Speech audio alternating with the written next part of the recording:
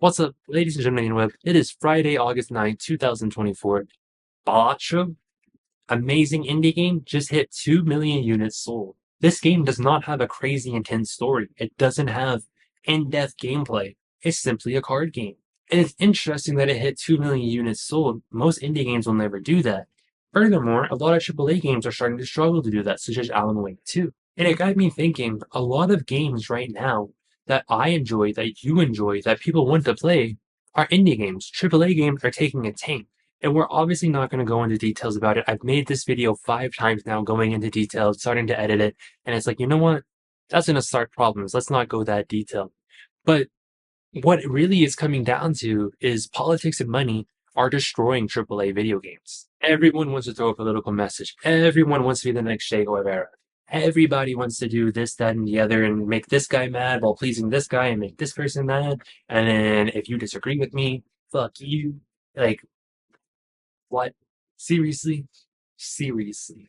I look around and I see all these AAA games and these video game journalists. When someone disagrees about a story in a game, like I remember there was this kid who was like 17 years old when it finally came out about it. He was the first person to really bring up and go viral that he didn't like that Spider-Man 2 had a gay side quest in it. And this started a whole ordeal, mass amounts of arguments online, mass amount of this, that, and the other. If you're the side who thinks all that stuff's fine, why are you arguing with people just solidifying their viewpoint instead of trying to teach them it's like, hey, it's really not that bad. But instead, video game journalists and video game devs want to villainize the people who think backwards, I guess you could say, instead of trying to help them understand. No, I'm not gonna lie to you guys. A lot of you know this already, just being, knowing where I'm from. I'm from the Appalachian Mountains. I grew up around ultra conservatives who would have said that kind of thing was bad, that kind of thing was stupid, like, why are they trying to push this down my throat type stuff. I understand their viewpoints. I don't think it's right, but I understand their viewpoints. But here's the thing, those people are very easy to be brought around. You just have to explain, like, hey, it really isn't that bad. XYZ is just these people love each other, they're doing this, that, and the other, and it's no different from you loving XYZ person. But the problem with politics in games is the moment someone disagrees with it, they are turned into a villain. And you do that enough times, which AAA gaming journalists have done it to this point, and you get a whole chunk of the gaming population that is not going to touch a game and not going to look into anything that they might deem as woke, or vice versa as conservative. Two things come to mind right now. 6 Days in Fallujah, I believe that's how it's pronounced, and Sweet Baby Inc. 6 Days in Fallujah, absolutely great game.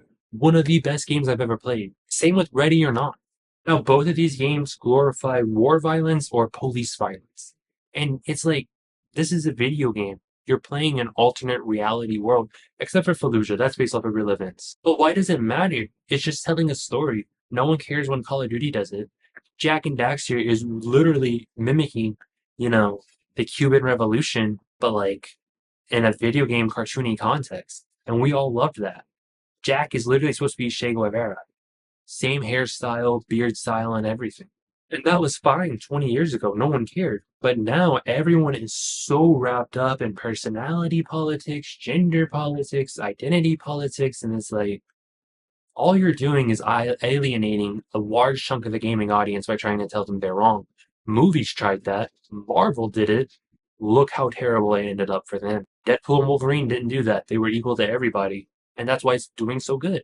Now, I'm not saying justify being an asshole, but when you start pushing politics in games and you're trying to alienate people and you are attacking them, game journalists are attacking them, it's going to cause a problem. Now on to Sweet Baby Inc. Every time a Sweet Baby Inc. game comes out, it flops, layoffs happen. It wrecks the industry because this is the community of games that they have built around. And then money is a problem too because all these devs, obviously they deserve to be paid for their work, but like they're taking out way too much on the budget.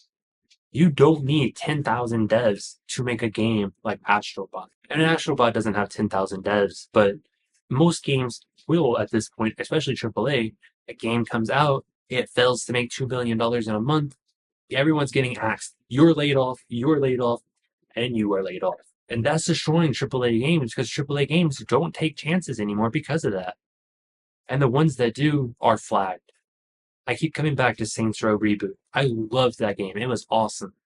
But It didn't sell well because it got deemed a political game, and that destroyed it. It's so stupid because it was such a good game. And then because it didn't make $2 billion in a month, the parent company shut them down and laid off everybody. And this is becoming, almost a monthly thing in the video game industry right now. And then indie games, getting back to the point of the video, they come up here. No, they are offending nobody. They are literally offending nobody. You are not going to find politically charged rants on indie game devs, except for Notch and the creator of Five Nights at Freddy's, which are both very, we're not going to get into that. But you're not going to find politically charged stuff. You're not going to find hate-filled stuff. You're not going to see them arguing with customers or potential customers. And you're not going to see anything being pushed that you wouldn't expect to get seen in a game. It's not trying to make anyone feel bad about their viewpoints or anything. And then indie games just explode. We are in an indie renaissance right now because of that. So indie games come up, AAA comes down, and AAA is becoming a victim of its own success. And I could be interpreting this completely wrong, but in my viewpoint, money and politics is what's killing AAA games. Every day we're looking down the barrel of a video game crash, and this is one of the biggest reasons why. I wish so bad we could just get back to a political story in a game that doesn't exist outside of the game, with the devs trying to make people feel bad and argue with them, and money not being a problem in games. Yes, I love seeing a photorealistic game as much as the next guy, but we're kind of at the point of diminishing returns for graphics. I would rather see a super cool, unique art style. Like, you cannot tell me that games like Ultimate Spider-Man on the PlayStation 2 did not age well, and it was because of, the art style. It aged perfectly. Absolutely perfect. But then you're going to look at something like the Crash Bandicoot Insane Trilogy remake, which was photorealistic, didn't have any unique art style. It's aging pretty bad. Crash looks really bad in it. And then, they fixed it in Crash 4 that has a really nice, unique art style that's going to live and survive. So I don't know. Maybe I'm ranting, maybe I'm rambling, but I believe politics has a place in games, but doesn't have a place outside of games, attacking your consumer base. That's just causing issues. Look at Kotaku, Alyssa Mercante, Smash JT, Mark Grum, all these guys and girls, they're coming together fighting, gaming coming off into factions. We're not going to support this game because it has this politics. We're not going to support this game because it has this politics. And then that's hurting games because then we can't get these nice politically charged stories that is just that. It doesn't exist outside of the game. It is just that. Like, obviously, in the case of Spider-Man having, like, that gay side quest, like, that's the world.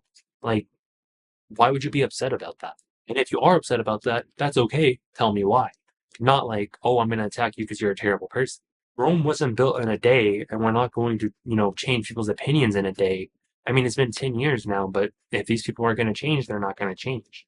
Don't attack them. There's no point in it. They can just not do the side quest and enjoy everything else about the game. Same with the money royal. Make a game that's beautiful and awesome. Don't make a photorealistic game that's going to make your budget go so sky high that half the company has to get laid off if it flops. Indie games on the rise. AAA game is dying. And honestly, that's okay. This is just the world we live in now, and this is what the gaming industry has brought itself to. But what do you think? Let me know in the comments down below. Don't forget to like, comment, subscribe, channel, and I'll see you in the next video.